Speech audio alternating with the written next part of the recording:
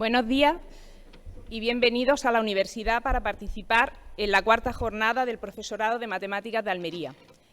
En primer lugar, quiero disculpar la asistencia del rector, Carmelo Rodríguez, que no ha podido estar aquí por motivos de agenda, pero le hubiese gustado acompañarnos y participar en esta jornada. Me ha pedido expresamente que les dé la bienvenida, porque no solo por nuestros cargos nos enorgullece la celebración de este evento, sino también como profesores de matemáticas. Tiene la palabra Juan José Moreno Balcázar, decano de la Facultad de Ciencias Experimentales y miembro del comité organizador. Muchas gracias. Bueno, daros la bienvenida a todos y a todas en este sábado que afortunadamente es soleado ya y pasaremos un sábado espléndido, tanto en el tiempo como espero que en la jornada. Bueno, en primer lugar, agradecer la presencia de la compañera de matemáticas y secretaria general de la universidad, Isabel, del delegado territorial de Educación y Deporte, Antonio Jiménez, que también, como muchos conocéis, pues fue estudiante de esta universidad y de la licenciatura de matemáticas. Y bueno, también me gustaría agradecer a todas las personas y a todas las instituciones que han colaborado en la organización, en particular al Centro de Profesorado de Almería, en la persona de María Toledo, también al Departamento de Matemáticas, a todos los compañeros del Departamento de Matemáticas y en especial a su director, José Carmona, por la colaboración que tiene siempre con la facultad, al Centro de Desarrollo y Transferencia de la Investigación Matemática, a la empresa, que está aquí su director, Fernando Reche, y también a la editorial SM que ha colaborado digamos, en la mochila que se os ha dado, ¿no? Bueno, es una tradición ya en las cuartas jornadas. La primera fueron en el 2010, estando aquí Enrique de decano, que aquí presente. Luego vinieron en el 2012, en el 2016 y ahora en el 2018. Llevamos una pauta de 2 años, 4 años, perdón, 2018 no, 2022. Es que estoy pensando en la prepandemia, todavía no he avanzado. Entonces llevamos una pauta de 2, 4, 6, esperemos que la siguiente no sea dentro de 8 años, sino que volvamos a un ciclo de 2 años y en el 2024 pues volvamos a tener otra jornada, ¿no? La que serían las quintas. Bueno, yo creo que es muy importante que nos reunamos los profesores de las distintas etapas educativas porque es una manera de tener una conexión matemática fluida desde la primaria, la secundaria y luego la universidad, porque los alumnos que empiezan en primaria con afición por las matemáticas pues deben de seguir desarrollándolo en secundaria y por último lugar en la universidad, aquellos que se deciden estudiar un grado en matemáticas. Nos gustaría que hubiera más presencia y yo creo que es una cuestión que tenemos que profundizar y, por ejemplo, desde la Comisión de Educación de la Real Sociedad Matemática Española se está intentando en profundizar que el profesorado de primaria, aunque no hay una especialidad de ciencias ni de matemáticas, pues también participe en este tipo de eventos y digamos, considera las matemáticas pues como un elemento esencial de la formación, sobre todo si en el futuro pues queremos formar científicos y científicas. Y también es muy importante pues que luego nuestros alumnos del grado en matemáticas pues tengan un acceso al máster de profesorado, que muchas veces pues tiene sus complicaciones, y acceder al máster de profesorado porque las plazas son limitadas y por otro tipo de razones. Y es importante que quien dé clase en los institutos y en los colegios pues tenga una formación didáctica y matemática importante. Y bueno, pues desde esta facultad pues siempre estamos trabajando en esa línea, es decir, en estar en contacto con vosotros, es decir, por ejemplo, ya sabéis que tenemos el boletín de la titulación de matemáticas, que es una revista que empezó hace 15 años y bueno, si me permitís la poca modestia, que una revista de divulgación en una universidad mediana como es esta, pues lleve 15 años publicándose, pues es un éxito. Creo que no existe ninguna a nivel nacional con tanto tiempo. Y lo que os animo es a que participéis mucho y sobre todo a que animéis a vuestros alumnos también a que participen.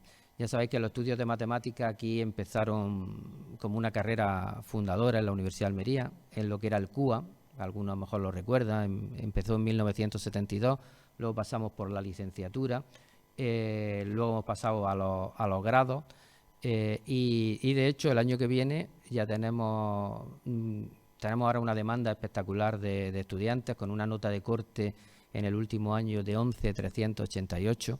Es decir, es una nota que, si nos lo dicen a los que estamos aquí presentes, y a los que había estado cuando había, por ejemplo, 15 alumnos en la carrera y alumnas y tal, si nos dicen hace una década, que una década después vamos a tener una nota de corte de 11.388, decimos, estáis locos. O sea, no lo creemos. Pero esa es la realidad y hay mucha demanda, y tal es la demanda que el año que viene empezamos un doble grado de economía y matemática, que es único en Andalucía, es decir, el único doble grado en ese sentido que hay en Andalucía y de los poquitos que hay en España. Y estamos prácticamente seguros que tendrá mucho éxito entre el alumnado de bachillerato. No quiero extenderme más.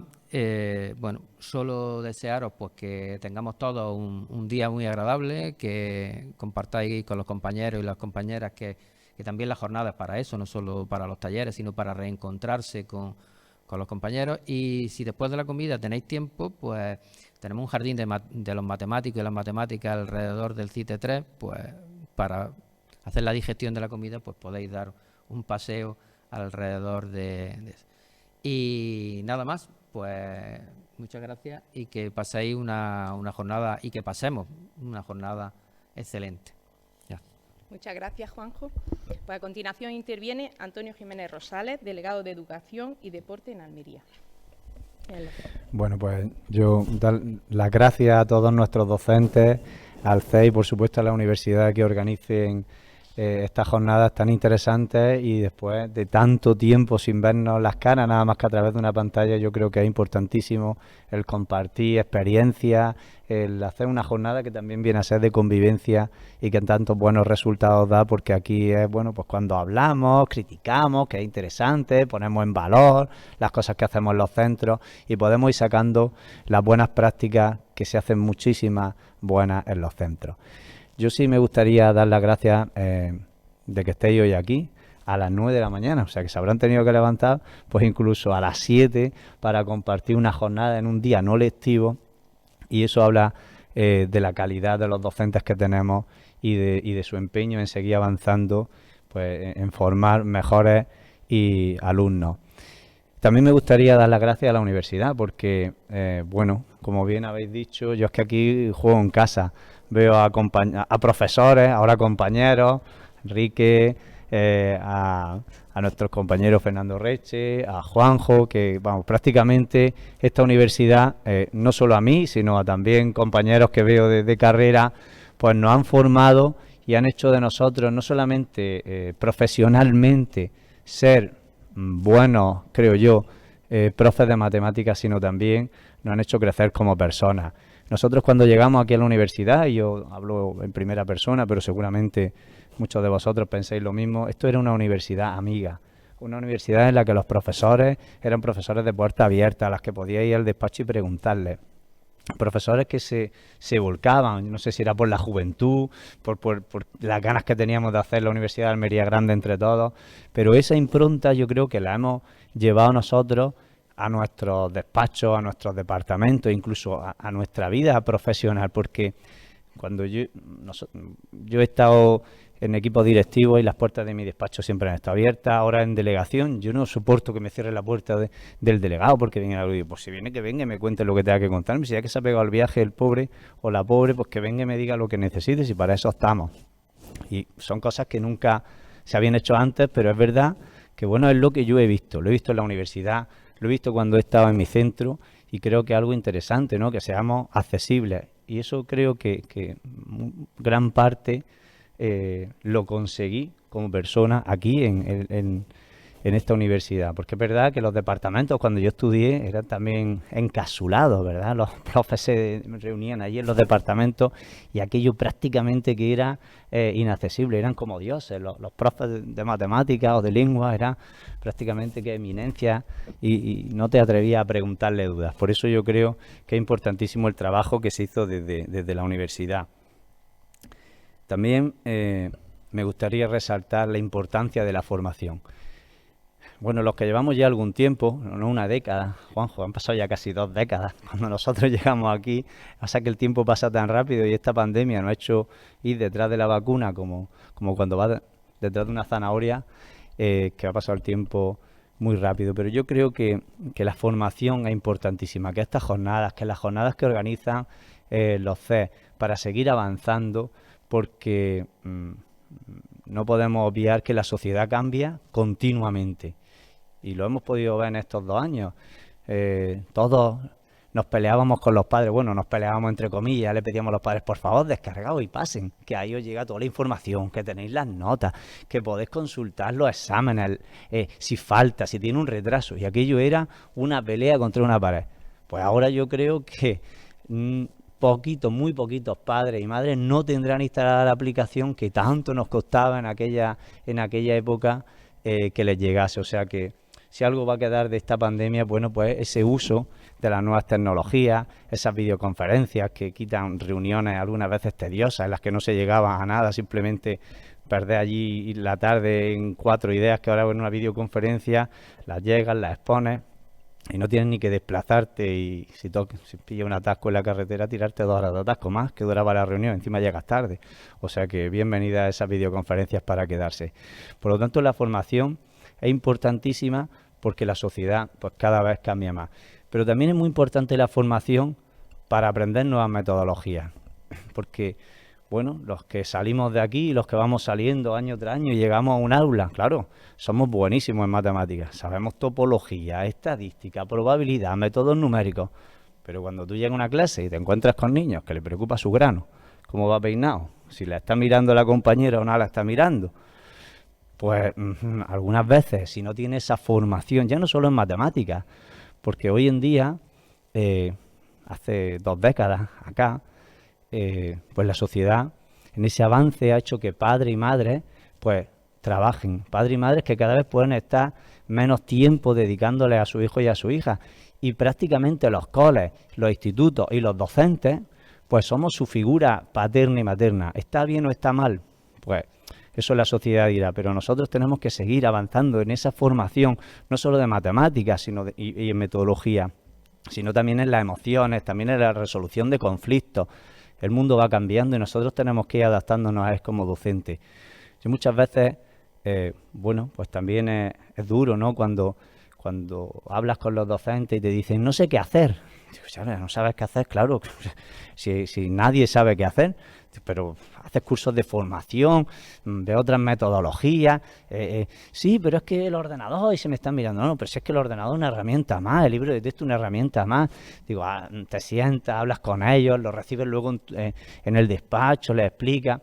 Es decir, esto nadie dijo que iba a ser fácil esta profesión y no lo es, pero una de las cosas que nos ayuda a avanzar y a crecer y a que nuestros alumnos sean mejores cada año, yo creo que es la formación. Por eso jornadas como esta, como las que organiza el CES, son tan importantes.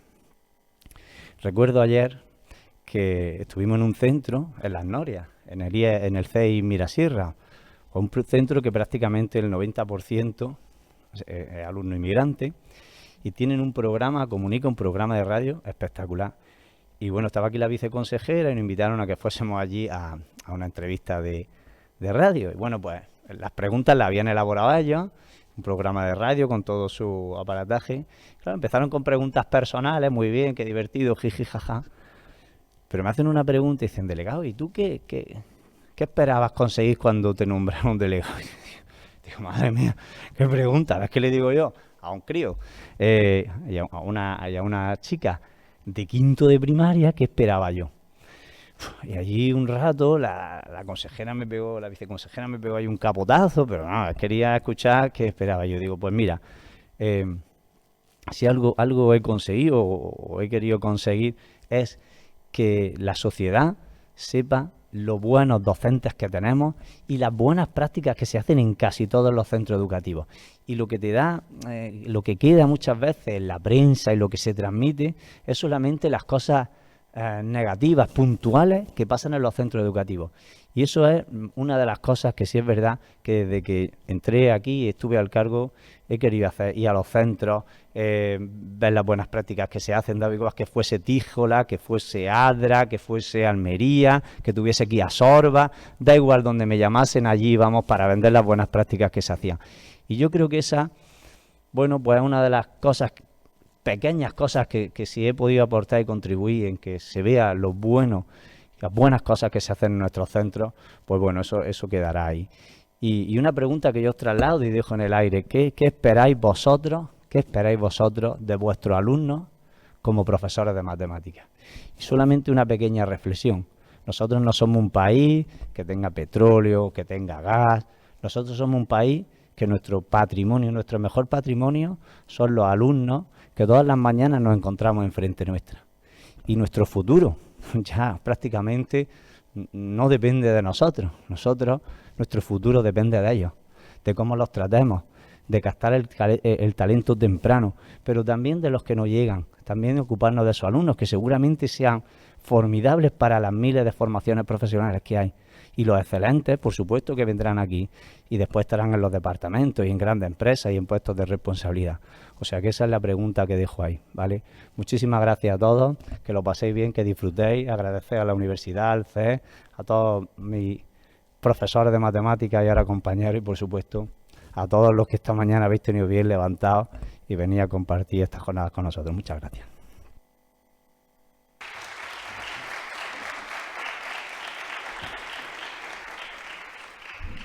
Muchas gracias, Antonio. Aquí en la universidad siempre te acogeremos con los brazos abiertos y pensaremos en esa reflexión. Iremos pensando a lo largo de la mañana, después de las conferencias, los talleres, que a lo mejor nos sirven para reflexionar. Y luego ya en la comida, después de tomarnos una cervecilla y eso, te diremos la respuesta. A ver si la tenemos. Bueno, pues es para mí un placer estar hoy aquí por varias razones. En primer lugar, porque he participado en las anteriores jornadas, las cuales pues, fueron muy provechosas, no solamente por las charlas divulgativas, sino también por las experiencias que a través de esos pósteres nos mostraron los autores sobre diseño de innovación educativa y buenas prácticas docentes. Sin duda, como decía Antonio, todo ello nos aporta nuevas herramientas metodológicas para realizar diseños de nuestras asignaturas adaptadas a las diferentes necesidades educativas. También coincido con él en que si algo nos mueve al profesorado para estar hoy aquí, sábado, es conseguir la meta de objetivos de mejora y la búsqueda de estrategias de innovación educativa que redunden en un perfeccionamiento de nuestro quehacer diario, que es la enseñanza. Otra razón por la que estoy contenta de participar es que, como decía Juanjo, profesorado de primaria, de secundaria y de universidad tenemos mucho en común. Los alumnos de primaria pasan a secundaria y los de secundaria pasan a ser nuestros alumnos y alumnas. Pero luego también nuestro alumnado vuelve a vuestros centros para hacer las prácticas, tanto del grado en matemáticas, de este nuevo grado que se va a implantar de economía y matemáticas o del máster en profesorado. Y ahí, pues bueno, tenemos que compartir.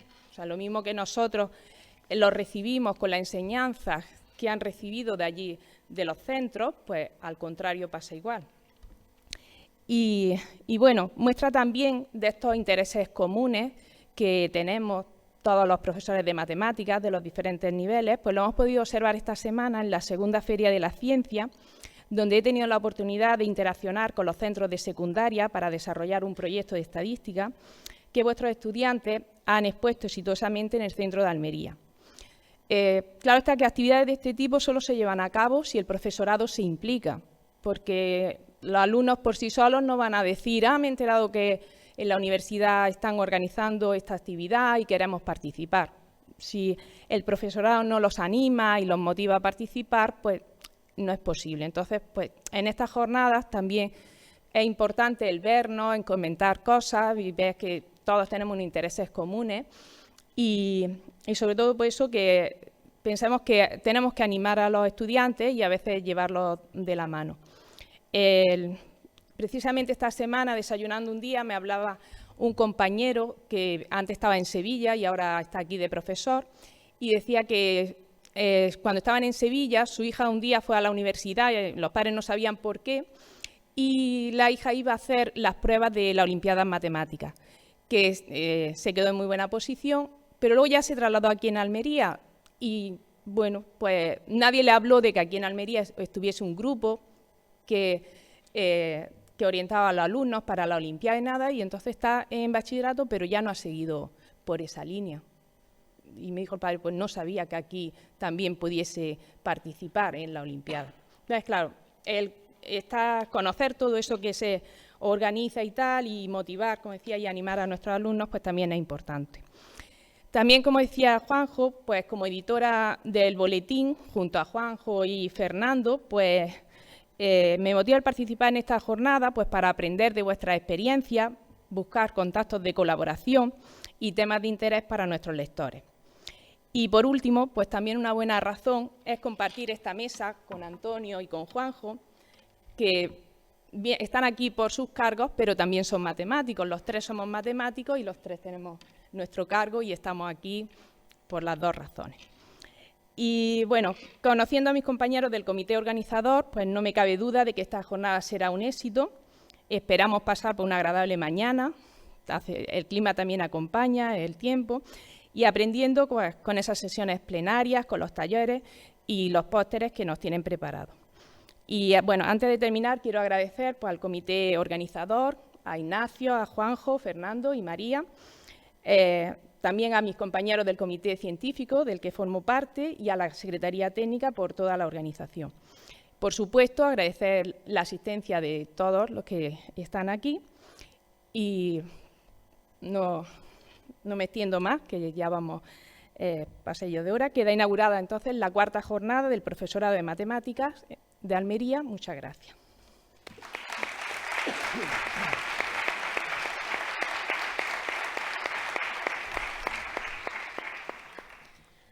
Pues a continuación la conferencia plenaria, ¿no? A continuación vamos a tener la conferencia plenaria. Voy a hacer una breve presentación de nuestro ponente. Me gustaría comentar también alguna cuestión técnica. Después de la charla plenaria, pues el café y los talleres son en el aulario 4, ¿de acuerdo? Los talleres que tienen ordenadores son en el CITE 3, en el edificio de matemáticas. ¿Vale?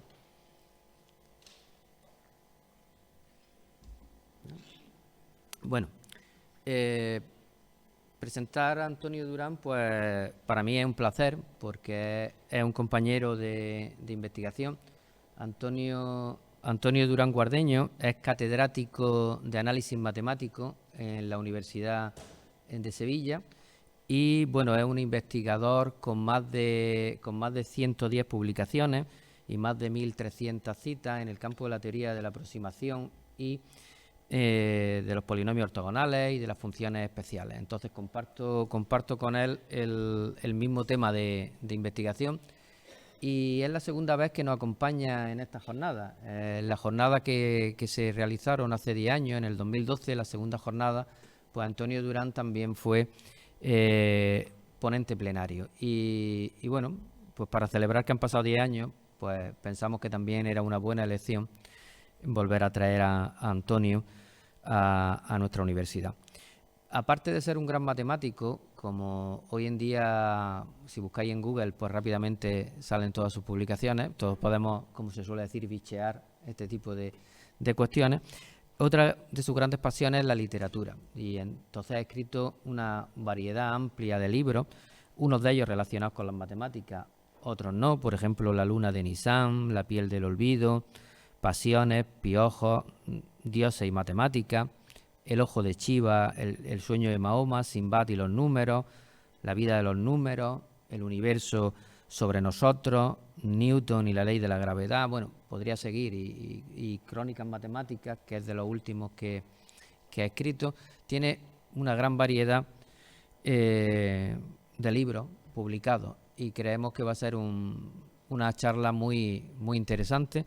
y también muy divulgativa. Y además estableciendo una relación bastante curiosa que estaremos todos ansiosos de conocer entre Eystein y el Quijote. Sin más, Antonio, muchas gracias. Bueno,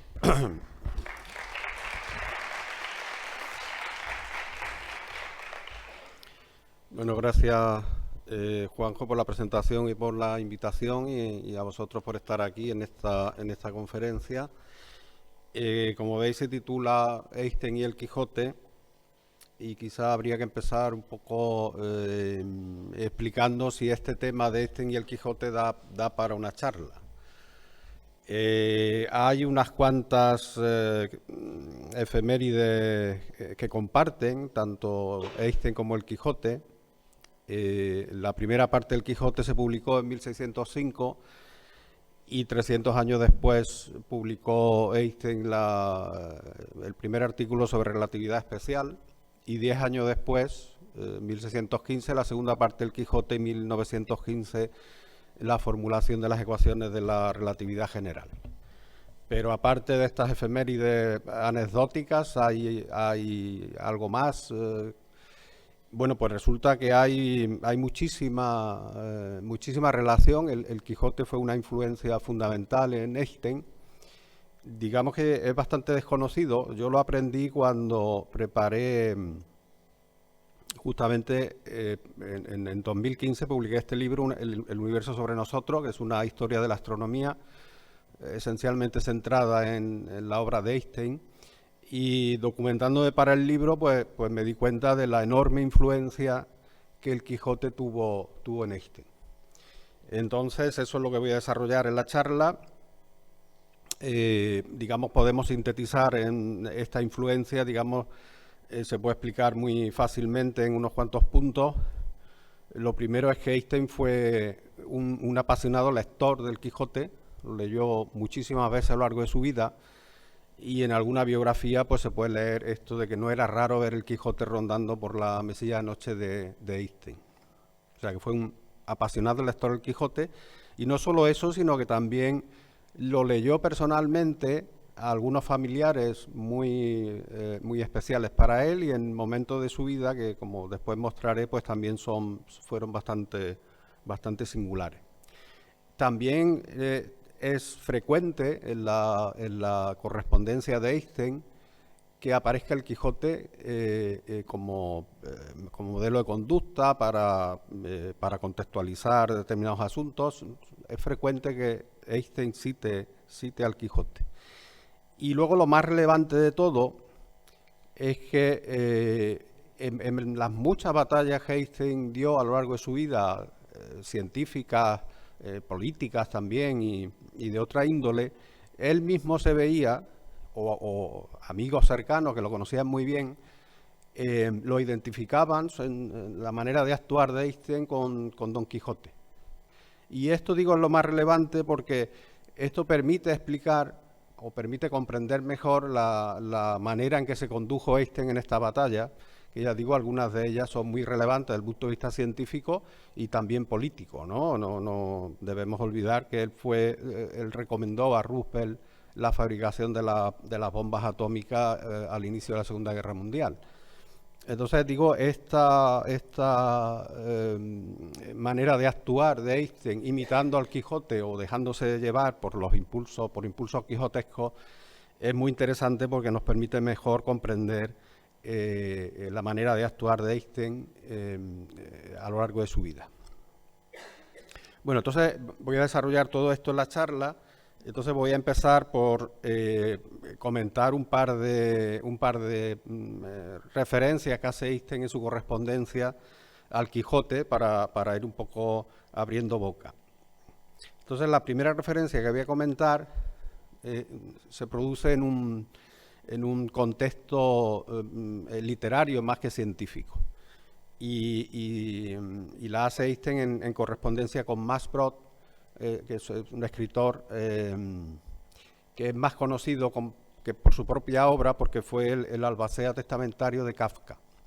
Y de hecho, Kafka le envió algunas novelas con en fin, con la recomendación de que las quemara cuando Kafka muriera, y Brod no le hizo caso, y algunas de las novelas de Kafka que hoy conocemos se las debemos tanto a Kafka, que las escribió, como a Brod, que no le hizo caso al autor y no las destruyó. Tanto Eystein como Kafka y Brod se conocieron en Praga en 1911, cuando Eystein consiguió su primera plaza de catedrático en la Universidad Matemática de Praga. Entonces allí coincidieron en tertulias literarias y demás, y Eystein y Brod hicieron una amistad que luego se mantuvo el resto de su vida. De hecho, Brod, en ese momento en que se conocieron, estaba escribiendo una biografía de Tycho Brahe, del astrónomo Tycho Brahe, donde aparecía Kepler, y entonces Brod tomó para construir el personaje de Kepler, tomó a Eystein como referencia, y luego alguna gente que conocía a Eystein, que leyó la novela, se lo comentaron a Eystein: este Kepler eres tú, se comporta como tú, ¿no? Bueno, pues andando el tiempo, Brod escribió otra biografía sobre Galileo y se la mandó a Eystein décadas después de conocerse en Praga, para que la leyera y le dijera su opinión. Entonces Eystein la leyó, y en la carta que le escribió a Brod comentándole su novela sobre Galileo, pues aparece una referencia al Quijote que voy a leer un poco para que se vea. Esto es lo que le escribió Eystein a Brod. Me resulta difícil imaginar que en su edad madura a Galileo le pareciese que valía la pena, frente a tanta resistencia, intentar incorporar la verdad hallada a la conciencia de la multitud, cuyos intereses son siempre tan superficiales y mezquinos.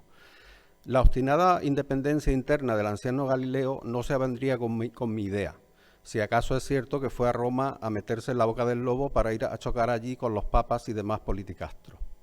De todos modos, me es imposible verme a mí mismo emprendiendo algo semejante para defender la teoría de la relatividad. Lo que se me ocurriría es pensar que la verdad es incomparablemente más fuerte que yo, y me parecería ridículo y quijotesco querer defenderla con espada y rocinante. Aquí aparece una cita, digo, de las bastantes que tiene Eystein sobre el Quijote y el modelo de conducta que supone. Bueno, aquí Eystein en realidad es bastante incoherente, porque justamente lo que él hizo, como ahora después veremos, en muchas ocasiones fue justamente hacer esta defensa quijotesca de determinados asuntos. Otra cita, en otra correspondencia de Eystein donde aparece el Quijote, en este caso ya más científica, es con Max Born. Born hizo una conferencia en cierta ocasión en la que criticaba el idealismo en ciencia, el idealismo de los científicos. Entonces Eystein leyó la conferencia y luego le escribió a Born lo que voy a leer, ¿no? Dice: he leído con gran interés tu conferencia contra cuanto en nosotros los científicos integra el elemento quijotesco. Se refiere aquí al elemento idealista, ¿no? Y sigue Eystein: o debemos llamarlo tentador. Donde falta por completo ese vicio aparece el burgués sin esperanza. Contrapone aquí Eystein la cosa idealista quijotesca con la cosa burguesa, que en el caso de Eystein, que fue tuvo siempre tendencia bastante anarquista, burgués era una manera que tenía él de insultar, ¿no? Cuando le decía a alguien burgués, pues era insulto, ¿no? Bien, pues este es otro ejemplo, ya digo, de muchas veces en que Eystein usa el Quijote y que muestra, pues, su afición, ¿no? Y su conocimiento de la novela. Entonces lo que voy a comentar ahora es la primera vez que Eystein leyó el Quijote, porque eso da una buena idea de la influencia que pudo tener en el momento tan especial en que lo leyó. Entonces voy a comentar las circunstancias personales que en ese momento tenía Eystein y las circunstancias laborales. Las dos, como se va a ver, bastante complicadas, bastante complejas, bastante difíciles, y de alguna manera la lectura del Quijote le pudo ayudar a formar su personalidad y a actuar de una determinada manera. Entonces voy a empezar por comentar las circunstancias personales. Entonces nos vamos a situar en 1902, a principios de 1902, donde Eystein llega a Berna, lleva año y medio en paro, desde que acabó la carrera, y llega a Berna porque había posibilidad de que le dieran trabajo en la oficina de patentes. Entonces, cuando llega a Berna, lo primero que hace es poner este suelto en un periódico local, ofreciéndose a dar clases particulares para sacar algo de dinero y mantenerse, aparte del dinero que le mandaba a su familia. Clases particulares de matemáticas y física para estudiantes y escolares, impartidas minuciosamente por Albert Einstein, poseedor del diploma de maestro por el Politécnico Suizo, calle de la Justicia 32, primer piso, clase de prueba gratis. Bueno, entonces digo, unos días antes de escribir este suelto en el periódico, la novia de que entonces tenía Mileva Maric, le había escrito comunicándole que el primer hijo de la pareja había nacido. En este caso era una hija y probablemente Einstein no la llegó a conocer. Entonces, además, digamos, él estaba teniendo unos problemas enormes con su familia, Einstein con su familia, porque la familia no quería que tuviera relación con esta mujer. La novia se había ido a casa de los padres, imagínense, en 1902, tener un hijo sin estar casado, era una situación bastante complicada. Mileva se había ido a casa de los padres en Serbia, entonces parte del Imperio Austrohúngaro, y le comunicó por carta a Einstein que había nacido la niña. Mileva y Einstein empezaron su relación cuando hacían la carrera en el Politécnico de Zúrich. Allí es donde se conocieron y se hicieron primero amigos y luego novios y amantes, y Mileva fue inicialmente musa de Einstein, aunque luego la relación acabó bastante deteriorada y se convirtió prácticamente en bestia negra de Einstein y Einstein en bestia negra de ella, ¿no? Ella era la única estudiante mujer, había 5 alumnos en la sección de física y matemática, y ella era la única mujer. Entonces, pues cada vez que Einstein volvía de vacaciones a su casa, y la familia pues le decía que tenía que dejar a aquella mujer, que no le convenía, era unos años mayor que él, en fin. Y Einstein mantenía informado puntualmente a ella de todas las críticas que le hacía la familia. Voy a poner aquí alguna porque tiene interés también para lo que voy a contar. Mamá a menudo llora amargamente y no tengo un solo momento de paz. Mis padres lloran por mí casi como si me hubiera muerto. Una y otra vez se quejan de que yo mismo me he acarreado la desgracia por mi devoción a ti. Creen que no eres sana. En fin, esto de que no eres sana inicialmente se refería a que Mileva tenía de nacimiento un problema en la cadera y cojeaba un poco. Pero luego la cosa derivó a, esto ya era cuestión de Einstein, más adelante la pareja tuvo 3 hijos y el último de ellos, el más pequeño, desarrolló esquizofrenia en la adolescencia. Y a Einstein le dio por decir que era una cuestión genética, más de ella que de él, pero también de él. Bueno, el caso es que este es el momento, las circunstancias personales que tenía Einstein, como ven, bastante complicadas. A él lo mantenía la familia, no tenía trabajo, y ahora tenía que mantener a la hija, a la mujer, o si se casaban, en fin, ¿no? Esta era la situación, ¿no? He dicho que no llegó a conocer a la hija porque, de hecho, nadie conoció la existencia de esta primera hija de Einstein y Mileva hasta los años 80, 86 creo que fue, que se descubrieron unas cartas que habían intercambiado donde se hablaba de esta niña y se hablaba y se la empezó a buscar muy intensamente porque por la fecha podría estar todavía viva. Y el caso es que no se encontró rastro de ella y se supone por las cartas, por la información que había en las cartas, que la dieron en adopción y luego la niña pudo morir en una epidemia escarlatina. En fin, la cosa es bastante... Hay muy poca información sobre esto, ¿no?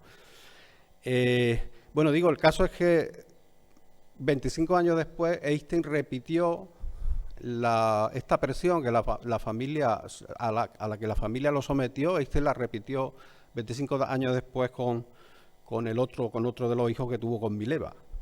Esto es una cosa muy, muy curiosa porque Einstein repitió el mismo tipo de argumentos, ¿no? esto es lo que le escribía a su hijo cuando se enteró que su hijo tenía una novia mayor que él, ¿no? En 10 años ella ya no te satisfará. Tu matrimonio se convertirá en una prisión insoportable y ella se volverá enfermizamente celosa. Tengo que advertírtelo y hacer todo lo que esté en mi mano para evitar esto. Esto da una idea también, ya digo, de la dificultad, de las circunstancias personales en que Einstein se halla en 1902. Entonces voy a hablar ahora de las circunstancias laborales porque son igualmente complicadas. Lo lógico es que Einstein se hubiera quedado, cuando acabó, teniendo en cuenta sus intereses y demás, se hubiera quedado de ayudante en el Politécnico de Suizo, en el Politécnico de Zúrich, donde hizo la carrera. Ya digo que eran 5 alumnos, 4 acabaron, Mileva no llegó a acabar la carrera, y había, pues el año que acabó Einstein, había pues prácticamente plazas para todos. Plazas de ayudante para quedarse en la universidad e iniciar una carrera científica. Y el caso es que ninguna fue para Einstein, entre otras cosas porque había tenido una relación bastante complicada con sus profesores. Con el que más peleas tuvo es con Henry Weber, era el catedrático de física, que tenía de hecho a su cargo 2 ayudantías, y se las prefirió dar a ingenieros, a gente que había hecho ingeniería, que a Einstein, ¿no? Con Einstein había tenido bastantes peleas por una cosa bastante absurda, y es que Weber quería que se dirigieran a él como Herr Profesor Weber, señor profesor Weber. Y Einstein, en lo de profesor, pues no lo quitaba, y se dirigía a él como Herr, como señor Weber. Y bueno, parece que hubo ahí una relación bastante tormentosa. Se sabe que Weber le dijo en cierta ocasión: usted es un muchacho inteligente, Einstein, muy inteligente, pero tiene un gran defecto, no hace usted caso de nadie. Un poco injustamente, Einstein entendió que Weber fue el que estaba frenando su carrera, el responsable de que no le dieran ningún puesto de trabajo en ninguna universidad. Y luego, cuando volvió Einstein llegó a estar en el Politécnico de Zúrich también como profesor 10 años después. Entonces se enteró que había muerto Weber y dijo: el feroz Weber ha muerto, lo que me resulta muy agradable desde un punto de vista personal. Einstein, en fin, saben ustedes que ha pasado a la historia como probablemente el mejor científico, pero realmente lo que se le daba bien era el sarcasmo. En eso yo creo que es insuperable. En ciencia todavía podemos, pero en el sarcasmo, como se verá a lo largo de la charla, era realmente temible. Algo parecido le pasó con los profesores de matemáticas, por ejemplo con Minkowski. Minkowski luego jugó un papel importante en la relatividad especial, pues fue quien hizo la formulación en términos de una métrica riemanniana en un espacio de 4 dimensiones, y cuando empezó a estudiar la teoría de la relatividad especial de Einstein, pues se quedó muy sorprendido y dijo: constituyó para mí una sorpresa enorme, pues Einstein era antes un perfecto holgazán, no le interesaban nada las matemáticas. O sea que la carrera de Einstein fue tormentosa con sus profesores. Otro profesor de matemáticas que tuvo fue, a ver que se me dio el nombre, Hurwitz, que tenía también una plaza de ayudante a su cargo, y en este caso la dejó desierta, porque parece ser que cuando Einstein fue a ver si, pues le dijo: ¿y usted quién es? Si no ha venido a mis clases, ni se ha saltado a mis clases, no sé qué, ¿no? O sea que, bueno, entonces no tuvo plaza de ayudante en Zúrich, y Einstein pues se dedicó a pedir plaza de ayudantía en un montón de sitios. Pronto habré honrado a todos los físicos del Mar del Norte hasta el extremo sur de Italia con mi oferta de una plaza. En cierta ocasión, porque es que ni le contestaban, él solicitaba, empezó a mandar cartas franqueadas para que por lo menos le contestaran, diciéndole que no, y tampoco, ¿no? Lo curioso del caso es que ahora en todas estas universidades, o en casi todas donde Einstein pidió plaza, las que conservan la carta, tienen en el museo de la universidad. Es muy, muy interesante. Einstein aparentemente se tomaba esto con mucha filosofía, con mucho humor. A Marcel Grossman pues le escribió: no dejé piedra por mover ni renuncié a mi sentido del humor. Dios creó al burro y lo dotó de una piel gruesa. Grossman era compañero, había sido compañero suyo de estudio y luego fue muy importante, fue el que de alguna manera le enseñó a Einstein las matemáticas que hacían falta para la relatividad general. Y su padre, de hecho, el padre de Grossman, es el que le estaba consiguiendo trabajo, el que acabó consiguiéndole trabajo, tenía un contacto en la oficina de patentes y fue el que le ayudó a conseguir el trabajo finalmente en Berna. Pero aparentemente se lo tomaba muy bien, todo este desprecio que estaba recibiendo, pero eso le dejó una herida que supuró toda su vida, como ahora voy a mostrar. Por otro lado, tampoco Einstein era especialmente habilidoso pidiendo trabajo, porque tampoco era raro que le pedía trabajo a algún catedrático, si tenía alguna plaza de ayudante para ofrecerle y tal, y aparte de pedirle trabajo, le criticaba al catedrático su cosa científica, que no es la mejor manera precisamente por ejemplo, el caso de Drude. Esto se lo contaba a Mileva en una carta. ¿Qué crees que tengo en la mesa delante de mí? Una larga carta a Drude con 2 objeciones a su teoría del electrón. Difícilmente podrá refutarme nada, porque las cosas son muy simples. Siento una terrible curiosidad por si va a responder y cómo lo hará. Y añadía: por supuesto, también le hago saber que estoy sin trabajo. Bien, entonces digo esto que Einstein se lo tomaba con humor y demás, pero le hizo bastante daño. Y cada vez que había oportunidad, el resto de su vida, cada vez que tenía oportunidad de lanzarle un sarcasmo a la universidad o a la academia o a lo que sea, pues no se privaba. De hecho, cuando después de casi 9 años después de acabar la carrera, que es cuando consiguió su primera plaza de profesor, así es como describe su éxito. Ahora también yo soy un miembro oficial del gremio de las putas. Esa es la concepción en que Einstein tenía el profesorado, ¿no? Porque esto es la herida que le dejó. Y, por ejemplo, sobre las universidades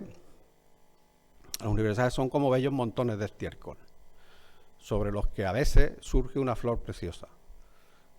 En fin, yo añado siempre a esto, esta frase que voy a poner ahora se la dedica a la burocracia, y yo se la suelo mandar a los administrativos de mi universidad cuando se ponen pesados. No para de rellenar papeles incluso por la basura más insignificante. Es como una interminable diarrea de tinta. Bueno, pues este es el contexto, ya digo, en 1902, en el que Einstein lee el Quijote. El contexto además se acaba de describir con el nombre este de Academia Olimpia. Es un nombre irónico, como ahora se verá. Resulta que al suelto este que aparece en el periódico, que leí al principio, hace un rato, le contestó, alguien se interesó por las clases que ofrecía Einstein. Es el señor este que ven ahí en medio, se llama Maurice Solovin, y entonces pues acudió a la llamada, acudió a que Einstein le diera clase. Él era estudiante de filosofía en la Universidad de Berna, pero estaba muy interesado en cuestiones científicas, había ido a clases de matemáticas y de física en la universidad, pero como no llegaba a enterarse bien, pues aprovechó esto y dijo, bueno, pues que este señor me explique a mí. Y Einstein enseguida pues le propuso que no iban a dar clase. Hicieron amistad muy enseguida, y entonces Einstein le propuso que lo que tenían que hacer, si estaba interesado en física y tal, era leer libros, plantearse problemas, comentarlos y ya está, ¿no? Y ese fue el origen de la Academia Olimpia. El otro señor que ven en la foto, aparte de Einstein, fue el tercer integrante de la Academia. La Academia solo tuvo 4 miembros realmente, pero el otro es Kohlraabi, que había sido compañero de estudios de Einstein y estaba también interesado en cuestiones de física. Einstein fue nombrado presidente de la Academia y como los papas pues se cambió de nombre, ¿no? Albert Richter von Steinbein, que es caballero del COSI, Alberto Caballero del COSI. No se suele incorporar, pero yo también meto en la academia como cuarto miembro a Mileva Amari, porque participó en bastantes de las discusiones y actos de la academia, ¿no? La cosa es que, en fin, esto era una ironía en la academia y tal, y justamente era una de las respuestas de Einstein al no recibir respuesta de sus cartas de trabajo, ¿no? Era como ridiculizar la pompa universitaria y académica. Pero la academia es verdad que fue fundamental en la formación de Einstein, sobre todo por los libros que leyeron y por las discusiones que tuvieron. En cuestión de filosofía y física y matemática, pues leyeron libros que fueron esenciales para el desarrollo posterior de los descubrimientos de Einstein. En filosofía, Tratado de la Naturaleza Humana de Hume, y en física, La mecánica de Ernst-Mach. También leyeron La ciencia y la hipótesis de Poincaré y una de las tesis de Riemann sobre las hipótesis que sirven de base para la geometría. Entonces, los dos primeros fueron esenciales, sobre todo en cuestión de física, la mecánica de Mach y el Tratado de la Naturaleza Humana, porque eran libros que criticaban muchísimo el espacio y el tiempo absoluto de Newton, que fue lo que luego Einstein se cargó con la relatividad especial. Y su inquietud por estos temas empezó con la lectura de estos libros. Y luego, sobre la hipótesis que se de base en la geometría, es lo que le dio la pista para, a la hora de formular la relatividad general, usar el marco de la métrica riemanniana, ¿no? Y también leyeron libros de literatura, Antígona, Andrómaca y El Quijote. Esta es la primera vez que se sepa que Einstein leyó El Quijote. Y en este contexto suyo de dificultades personales, de que nadie le hacía caso en la academia, esta lectura del Quijote le marcó, porque le dio un modelo de conducta de cómo actuar, esa desinhibición que luego Einstein muestra a lo largo de su vida, metiéndose en batallas tremendas sin ningún tipo de problema. Eso es puro, eso lo aprendió y lo de alguna manera se empapó de eso leyendo El Quijote. Y eso es lo que digo, que ayuda bastante, teniendo eso en cuenta, ayuda bastante a comprender el comportamiento de Einstein a lo largo de su vida. Por ejemplo, sin esta influencia del Quijote es muy difícil entender la manera en que Einstein propuso sus 5 trabajos de 1905, la manera en que los escribió y los presentó, que empezaron a revolucionar la física. O sea, eso, sobre todo el de la relatividad especial, lo que dice y cómo lo dice, eso sin el Quijote es muy difícil de entender, porque en 1905 Einstein ya trabajaba en la oficina de patentes, que es algo fuera completamente del mundo científico, ayudante de tercera clase, la clase más baja, y desde fuera del mundo académico, científico, universitario, Einstein empieza a revolucionar la física. Pero es que además lo hace, Einstein no era nadie en la física en ese momento. Vamos, nadie ya es decir algo. O sea, no había conseguido siquiera una plaza de ayudante en la universidad, ¿no?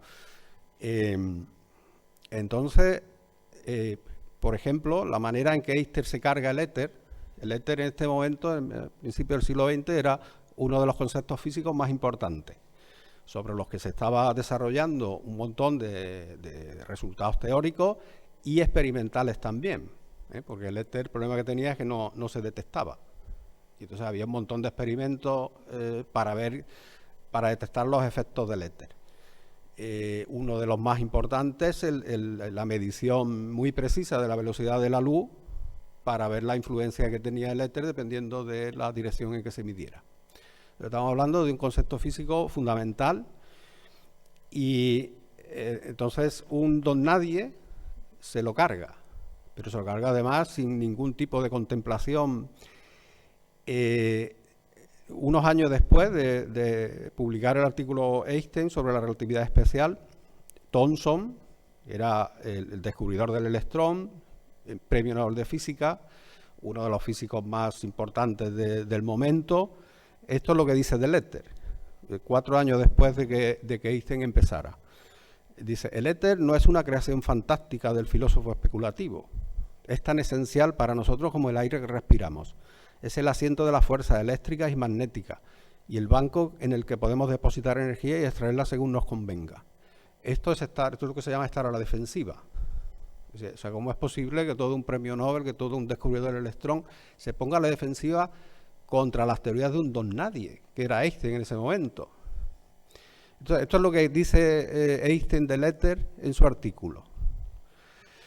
La introducción de un éter lumínico se mostrará superflua. O sea, esto sobra. Y tenía toda la razón del mundo. Resulta que tenía razón. Este don nadie, pero esta manera de expresar las cosas, esto es el Quijote. Esto sin el Quijote, sin esa lectura del Quijote, Einstein hubiera redactado esto de otra manera. Pero esto es el Quijote. El éter sobra. Y es lo que hay. Me venga Thomson, como venga... Esto es lo que hay. Y lo pone de manifiesto en este artículo, ¿no? Los otros dos, tanto Loren como Poincaré, que se acercaron mucho y estaban, digamos, podían haber formulado como Einstein la relatividad especial, tenían un respeto por los dos. En fin, Loren, probablemente el mejor físico en ese momento, y Poincaré, el mejor físico matemático. Del éter hablaban con respeto. Y seguramente ese respeto es el que les impidió hacer la formulación de manera tan clara de la relatividad especial como la hizo Einstein, ¿no? Pues esta desinhibición es el Quijote, Don Quijote actuando, en este caso, transfigurado en Einstein. Bueno, pues voy a pasar ahora a la faceta de propagandista del Quijote, que también es muy, muy interesante. Einstein se separó de Mileva cuando aceptó la oferta de la Academia de Berlín y se fue allí, antes de empezar la Primera Guerra Mundial, en 1914. Luego se divorciaron y Einstein se casó con Elsa, que es la señora que ven ahí en la foto. Verán que son muy parecidos. De hecho, en alguna biografía de Einstein se lee que si se le pinta bigote a ella, pues es difícil saber quién es quién, ¿no? La razón es que eran primos hermanos.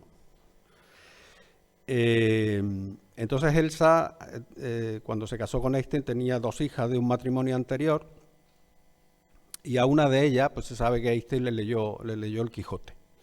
Esto lo cuenta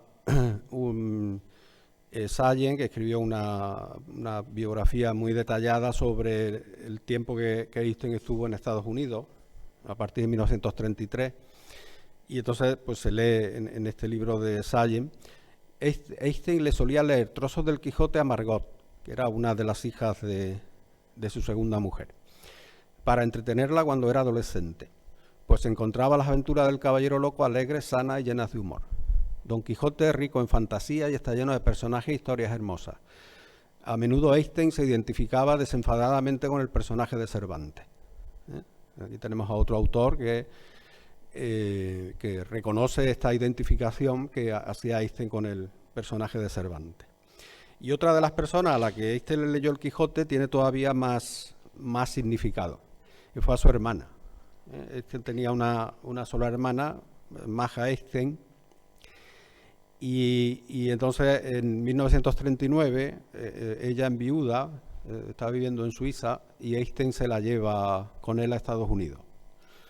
Viendo ya que la guerra en Europa es inevitable, Einstein ya lleva en Estados Unidos desde 1933, desde que Hitler subió al poder en Alemania, y entonces se lleva a su hermana con él, y unos años después a la hermana le da un derrame cerebral, y entonces Einstein la cuidó los pocos años de vida que tuvo la hermana después del derrame. Digo, esto es muy significativo porque esa no es, por ejemplo, la actitud que Einstein tuvo con su hijo menor. Ya digo que desarrolló esquizofrenia en la adolescencia y a partir de ahí se tiró la mayor parte de su vida en manicomios en Suiza. Incluso cuando la madre, cuando Mileva murió, pues el hijo siguió en manicomios. Einstein pagaba lo que hubiera que pagar, pero no se lo llevó a Estados Unidos como la hermana, lo dejó en Suiza, y además en cierta ocasión, o sea, nunca llegó a verlo porque nunca volvió a Europa, y también dejó la correspondencia que mantenía con el hijo, y dejó escrita una frase que es realmente tremenda.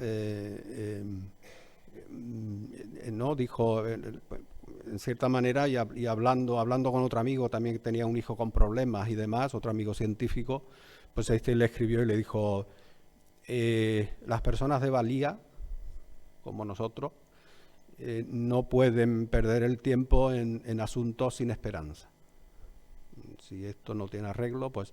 En cambio, con la hermana tuvo otra actitud, y entonces una de las cosas que le hacía después de este derrame cerebral pues era leer el Quijote.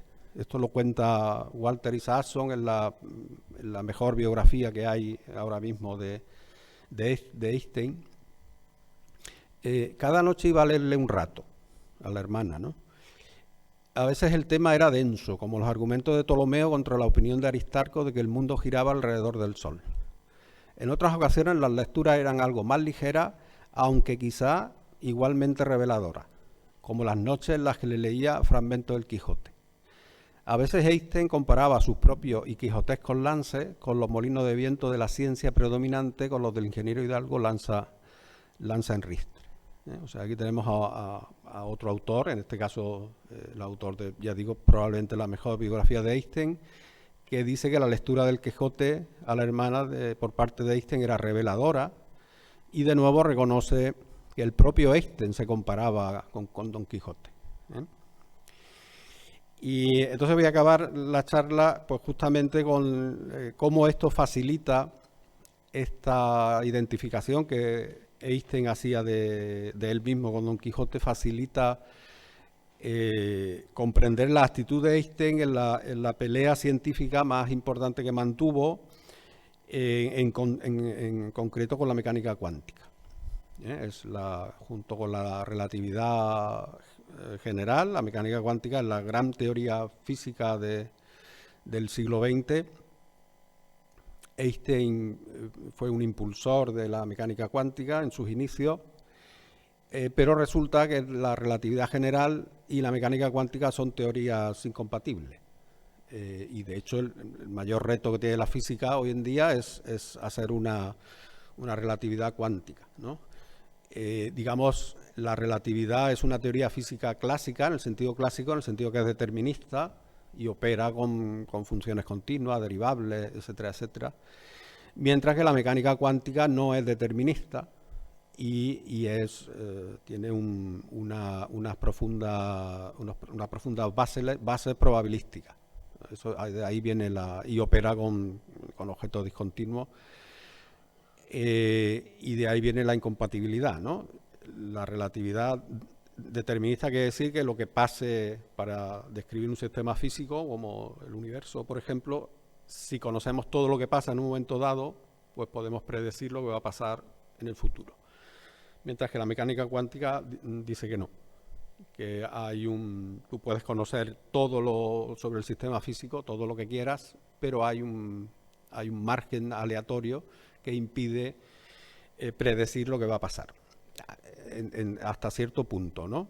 Entonces, este sustrato aleatorio de mecánica cuántica, como es un tema un poco ajeno, pero se puede explicar muy bien en 3 o 4 puntos.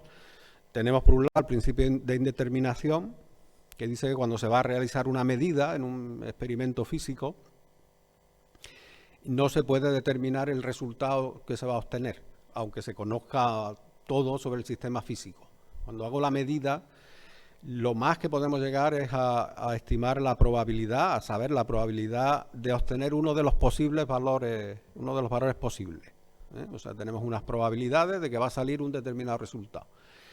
Y además la medición produce una discontinuidad en el sistema físico, un colapso de la función de onda, que es la que tiene toda la información del sistema. O sea, la función de onda cambia de manera discontinua y además no vamos a saber a lo que cambia hasta que no hagamos la medición.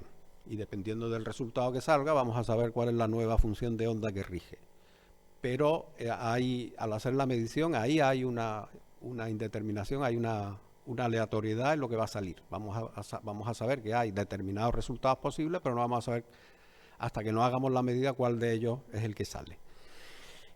Eso también hay aleatoriedad en el principio de incertidumbre de Heisenberg, que dice que no se pueden medir con precisión determinadas parejas de observables físicos. Por ejemplo, la posición y la cantidad de movimiento o la velocidad. Si queremos medir de manera muy precisa dónde está un electrón, pues tenemos un límite para saber a qué velocidad se mueve. Y si queremos medir de manera muy precisa a qué velocidad se mueve, vamos a tener un problema para determinar dónde está.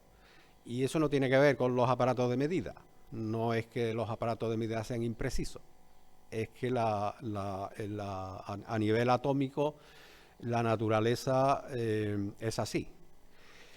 Y luego está el principio de superposición, que es que antes de medir algunos observables no tienen un valor determinado.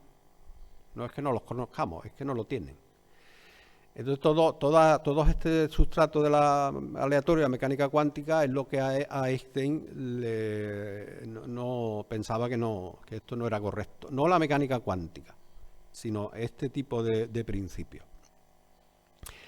Ya digo que Einstein fue uno, bueno, esto lo reconocen o casi todos los físicos que hacen mecánica cuántica, reconocen este tipo de problemas con el tipo de realidad que parece describir la mecánica cuántica, que es muy a escala atómica, muy nebulosa, muy fantasmal, y todos los físicos reconocen que esto es difícil de comprender y que de hecho pues no se comprende.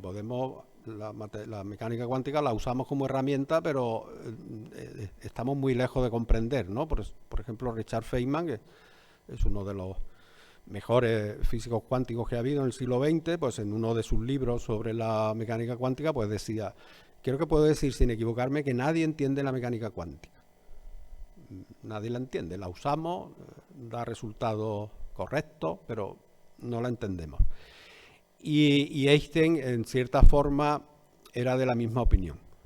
Y de hecho, fue uno de los impulsores con uno de sus artículos de 1905, por el que le dieron el premio Nobel, por la explicación del efecto fotoeléctrico. Él ahí pues cuantizaba la energía que transportaba un rayo de luz con los fotones, ¿no? Él creaba el objeto físico de los fotones ahí y daba una explicación, cuantizando esto, daba una explicación del efecto fotoeléctrico, y es uno de sus 5 artículos de 1905, era el único que Einstein consideraba revolucionario. O sea, la relatividad especial para Einstein no era nada revolucionaria. Pero esto del efecto fotoeléctrico, esta explicación cuántica del efecto fotoeléctrico, ese sí le parecía a Einstein revolucionario y estaba anticipando justamente los problemas de comprensión, de alguna manera, que había. Eso explicaba el efecto fotoeléctrico, pero él no comprendía que era un fotón. Esto, de hecho, se conserva una carta a un amigo explicándole sus resultados de 1905. En fin, la inicia con su típica ironía. Le decía al amigo que acababa de leer la tesis, le decía, ¿qué es pues de ti, ballena congelada? Trozo de alma ahumado, seco y enlatado. ¿Por qué no me has enviado todavía tu tesis? ¿No sabes que soy uno de los 1,5 colegas que le leerán con interés y placer? Y entonces le describía su resultado. Empezaba con el del efecto fotoeléctrico y dice, el primer artículo trata de la radiación y las propiedades energéticas de la luz y es bastante revolucionario. No dice que su teoría de relatividad especial sea revolucionario, dice que que fue el segundo paso hacia la creación de la mecánica cuántica después de Planck en 1900, dice que es revolucionario. Y luego a lo largo de su vida pues se la pasó pensando sobre el concepto de fotón que había usado para explicar esto, y medio siglo después, en 1949, en unos apuntes biográficos muy interesantes que escribió Einstein, pues dice, todos mis intentos para adecuar los fundamentos teóricos de la física a este nuevo tipo de conocimiento fallaron completamente. Era como si se hubiera retirado el suelo bajo nuestros pies y ya no pudiera verse ningún fundamento firme por ninguna parte. Entonces, bueno, pues Einstein fue, digamos, el pepito grillo de la mecánica cuántica. La mecánica cuántica se fue desarrollando, además quitándole prácticamente todo el protagonismo a la relatividad general. La relatividad general no empezó a desarrollarse hasta muchas décadas después, y la mecánica cuántica fue la teoría que se llevó todo. Y Einstein iba a todos los congresos de mecánica cuántica a molestar, a decir que eso estaba no mal, ¿no? Porque ningún científico puede decir que la mecánica cuántica esté mal, porque no ha habido teoría física que haya hecho más predicciones, más raras y mejor comprobadas luego experimentalmente. Y probablemente tampoco ninguna teoría física haya llegado, salvo el electromagnetismo, a cambiar el mundo como lo ha hecho la mecánica cuántica con la irrupción de los ordenadores y demás, ¿no? O sea, que Einstein no decía que la mecánica cuántica estuviera mal. Lo que decía que estaba mal eran estos principios aleatorios. Él decía que eso correspondía a que no conocíamos bien de lo que estábamos hablando, y que esos principios aleatorios había que sustituirlos por principios deterministas. Luego se ha mostrado que no tenía razón. Entonces, con quien más peleó fue con Bohr, con uno de los padres de la mecánica cuántica. Tenían una amistad personal muy buena, pero Bohr pues tuvo que soportar de Einstein continuamente.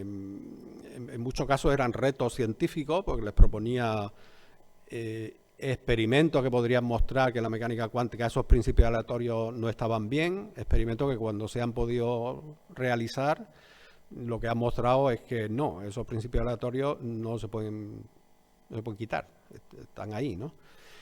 En una carta a Bohr es cuando esta famosa frase de Dios no juega a los dados se la envió Einstein justamente a Bohr en 1926 en una carta. La mecánica cuántica sin duda resulta imponente, pero una voz interior me dice que esto no es todavía lo real.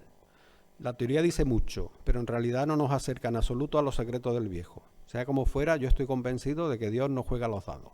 O sea, ese fundamento aleatorio, eso Einstein decía que eso no podía ser. La respuesta de Bohr es también muy buena, no se conoce tanto, pero Einstein, deje de decirle a Dios lo que tiene que hacer. Bueno, entonces voy a acabar porque con donde aparece aquí el Quijote, aparece justamente en que el comportamiento de Einstein en esta batalla científica, ya digo, de primer nivel, se hace más claro ese comportamiento de Einstein si pensamos que se está comportando como Don Quijote. Además, aquí hay una cosa muy interesante de filosofía de la ciencia, que es que justamente Einstein estaba haciendo lo contrario de lo que hizo cuando desarrolló la relatividad especial. O sea, en la relatividad especial, Einstein se cargó el tiempo y el espacio absolutos de Newton, y se los cargó siguiendo la filosofía de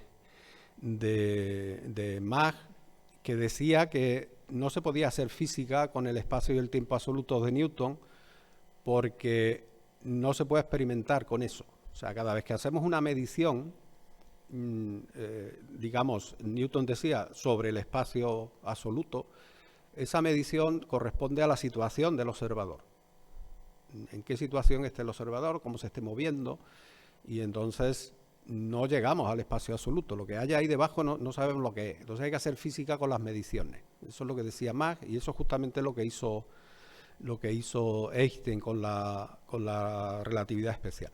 Y eso es lo que dicen los físicos cuánticos. O sea, nosotros no vamos a llegar. Einstein pensaba que hay una realidad subyacente que es determinista. Y ahora los físicos cuánticos dicen que no vamos a llegar ahí, que la física cuántica, cuando hacemos experimentos con un átomo, lo que obtenemos son medidas, es la medición. Y podemos hacer física con las mediciones, no con lo que haya ahí debajo, que no sabemos lo que es, ni vamos a tener más acceso que la medición. Y todo el asunto de las mediciones lleva a los principios aleatorios de la mecánica cuántica. No se puede no se puede escapar de ellos si solo te quedas en las mediciones. Y Einstein lo que decía es que había que llegar a lo que había debajo. O sea, justamente lo contrario de la postura que había mantenido en sus inicios. Entonces, cuando a Einstein le decían, oye, es que tú no permites a los físicos cuánticos que hagan lo que tú hiciste. Y entonces la manera en que él respondía decía, un buen chiste no debe repetirse demasiado. Y bueno, entonces voy a concluir con una frase que lo describe como Don Quijote, explícitamente, de Michele Beso, que fue compañero suyo en la oficina de patentes, y es el único al que Einstein, en su artículo sobre la relatividad especial, es el único al que le agradece algo. A Michele Beso había discutido muchas cosas con él de física, y cuando la pelea esta con la mecánica cuántica, pues Michele Beso enseguida lo describió perfectamente qué es lo que estaba haciendo Einstein con la mecánica cuántica, ¿no? Entonces, primero le recordó la importancia que había tenido Mach, la filosofía de Mach, ¿no? No debemos ofender al pobre caballo de Mach. ¿Acaso no hizo posible el tortuoso viaje a través de las relatividades? O sea, le está recordando a Einstein que, oye, no desprecies ahora a Mach, que fue muy importante para ti. Y ahora pues le dice, y quién sabe si en el caso de los repugnantes cuantos no podrá llevar también a Don Quijote de la Ista a través de ellos. O sea, lo llama, lo pinta, ¿no? Dice, estás haciendo de Quijote, Don Quijote de la Ista, se refiere a él, ¿no? Y entonces, pues con esto concluyo, es la reflexión de que esta influencia que tuvo la lectura del Quijote en Einstein permite comprender mucho mejor su actitud y la manera en que se condujo en todas estas batallas, ya digo, científicas y políticas de primer nivel. Muchas gracias por su atención.